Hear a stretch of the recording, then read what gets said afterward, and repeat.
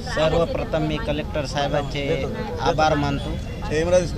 त्यांनी आम्हाला चांगला प्रतिसाद दिला आणि आमच्यासोबत योग्य प्रकारे मीटिंग घेऊन त्यांचा आम्हाला टाईम देऊन मीटिंग घेतली आमची आणि सांगितलं की बा लवकरात लवकर गजानन शिंदेला न्याय देऊ आणि सर्व चौकशा आजपासून चालू होतील।